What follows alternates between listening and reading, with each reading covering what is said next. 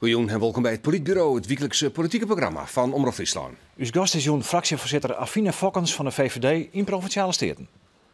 Hoe een vlagen een politiek twistpunt waard. De Rijnbogenvlagen. Als solidariteit bij de homo-gemeenschap waard het principe net op de gevel van het provinciehuis hang. De rebellie, naar aanleiding van de Nashville-verklaring, zorgde ervoor dat de vlagen toch uitgingen. Vorige weken. Dat lulkens van de VVD. Ja, en de fractievoorzitter van die VVD in Provinciale Staten is hier in de studio. Welkom in het Politbureau, Affine Fokkens. Dank. Had ik nog van één partij net verwacht hier dat ze de regenboogvlagen wie in, de Rijnbogenvlagen wie in. Wie het wil de VVD is, een liberale partijtje in binnen. Ja, nou, dat zijn we ook, absoluut. En de reden dat wij niet zijn voor het zijn van een regenboogvlagprovincie heeft te maken met het feit dat wij vinden dat je met zo'n vlag, door het hijs althans ervan, benadrukt dat homo's, lesbiennes, transgenders, zeg maar de mensen die allemaal in de homo-beweging zich plaatsvinden, dat die er anders zouden zijn dan u en ik. En wij vinden dat die mensen helemaal niet anders zijn. Eigenlijk wordt maar die vlag bedoelt solidariteit te tonen, maar het feit dat ze gediscrimineerd worden, dat ze het slachtoffer binnen van zo'n Nashville-verklaring bijvoorbeeld. Ja. Maar in onze beleving is het niet zo dat je met het hijsen van een vlag of het dragen van een regenboogvlag, vlinder of wat dan ook, dat je daaraan kan meten of iemand wel of niet solidair is. Maar vind je net dat die Nashville-verklaring toch wat zaken veroordeelt? Dat je hem wel misschien stiepen Jan maar terug het hijsen van zo'n vlag? Juist nu? Nou, ik denk juist dat die Nashville-verklaring laat zien dat de homo-emancipatie binnen de kerk veel verder is dan wij denken. Als je ziet de reacties binnen de kerk, die inderdaad variëren van zelf het hijsen van een regenboogvlag. En ook aangeven, bijvoorbeeld een predikant die afgelopen zondag, gisteren dus, zou komen prediken in de Grote Kerk in Gorinchem. En dat de kerk dit heeft gezegd van want die predikant had zijn handtekening gezet onder de verklaring.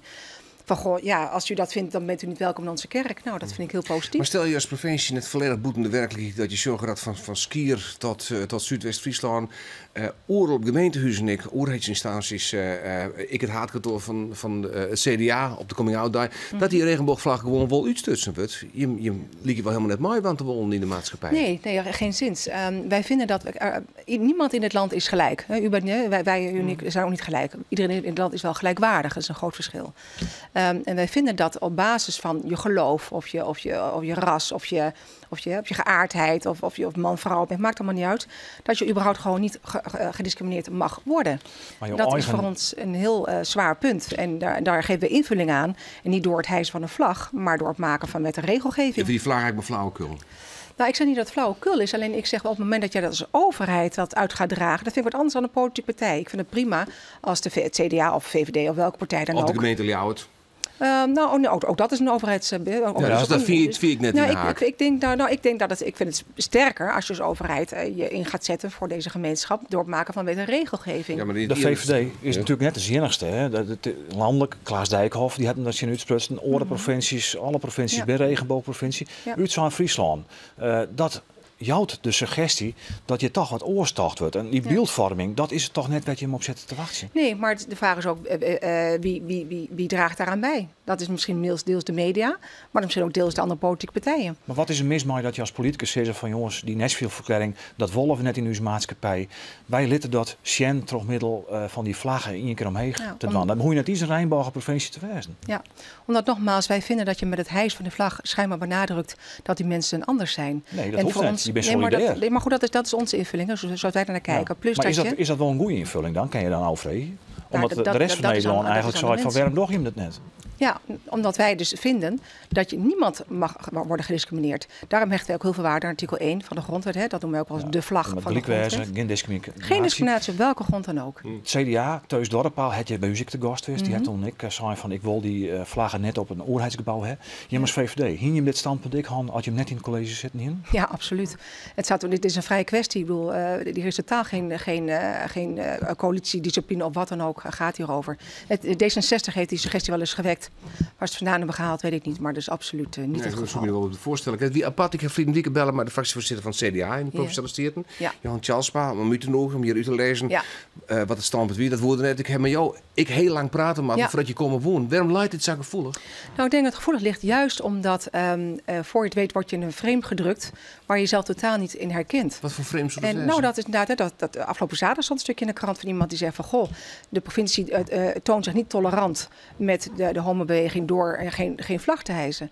En dan is mijn reactie, goh, maar het hijsen van een vlag toont toch niet aan of je wel niet solidair bent. Nee, maar het gaat er toch om dat jij als partij, als samenleving, als overheid, als individu je hart maakt voor wet en regelgeving. Maar je sluit het oor toch net uit. Je kent toch en solidair wezen middels aan vlaggen en tegelijk nog ga je regel en wetgeving instellen. Ja, maar je moet zich ook realiseren dat er genoeg mensen zijn die homo zijn of lesbienne en die aangeven, ik vind het helemaal niet fijn dat van mij die vlag wordt gehezen. Ik ben niet anders dan een ander. Daar heeft vooral naar luisteren. Absoluut. Daar hecht ik ook heel veel waarde aan. Hoor je hem dit standpunt dik bij een mogelijke collegeonderhandeling die het na de verkiezing komen?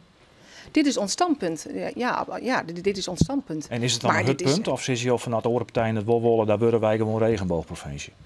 De meerderheid van de Staten beslist. Zo simpel is het voor mij. Dus als een meerderheid van de Staten... Maar doe je in mei in een college dat aan de site van Friesland is een regenboogprovincie? Ja, tuurlijk. Dit is voor mij dat zou het leiden dat ik ben net. Nee, dit is mij geen breekpunt. Ik kan me niet voorstellen dat überhaupt dit een breekpunt zou zijn voor welke partij dan ook.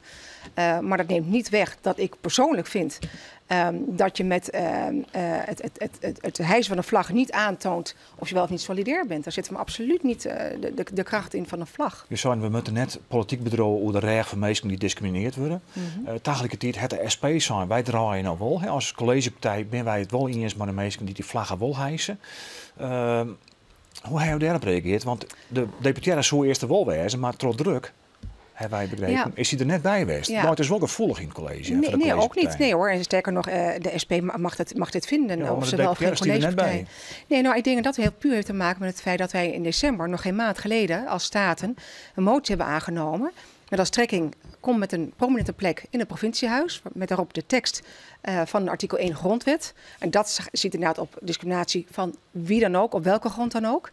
Geef daar invulling aan vervolgens. Dat is de tweede opdracht gegeven aan het college. Geef invulling aan artikel 1 met handen en voeten.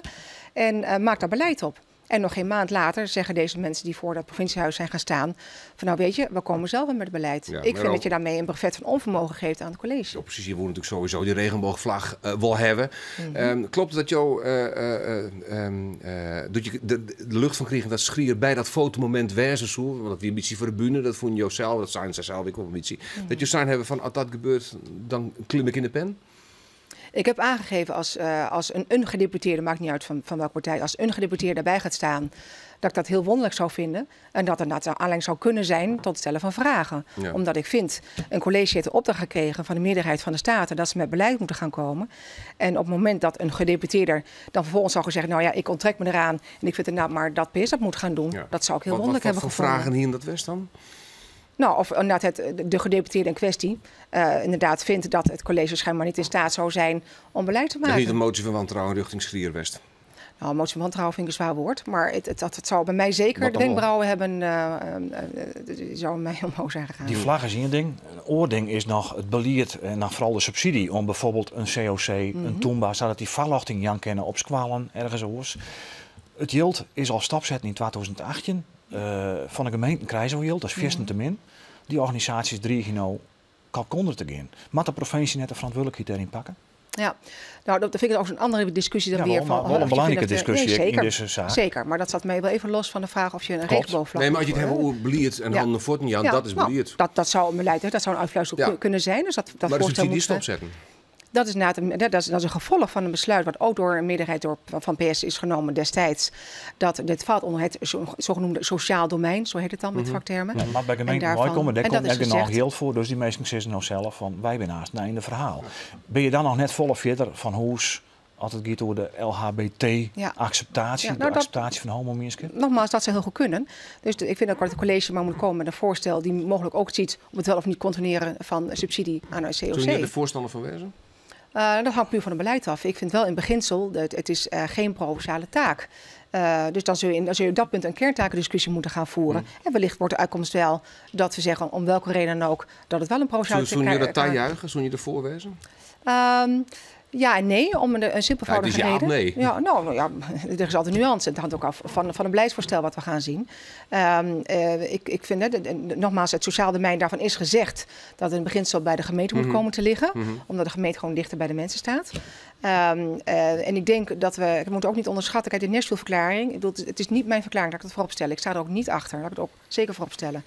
Maar het is door slechts 200 mensen ondertekend. En 2 mensen hier uit Friesland. En ze moeten ook niet doen alsof het nu iets is wat door de hele samenleving wordt gevoeld. Sterker nog, de kerk neemt er zelfs afstand van. Nou, de discussie zal nog volle lange vierd worden. Wij moeten er nog mee ophouden. Dat wil ik even zien hoe het Gregor van Beek is cartoonist naar deze discussie zo net.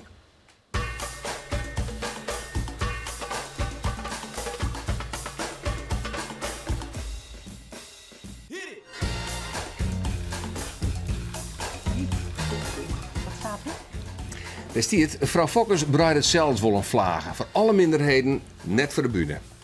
Nou, dat vind ik een hele mooie tekening. Zo is dat. Gregor van Beek maakt hem. Fine Fokkers, die dank voor je komst naar het Politbureau. We hopen dat je voor dit programma, ik aan ze misschien als senator beschikbaar blijven. Nou, graag gedaan. En ontzettend. Ons af het Politbureau, bedankt voor het zien en graag ontnaaien weekend.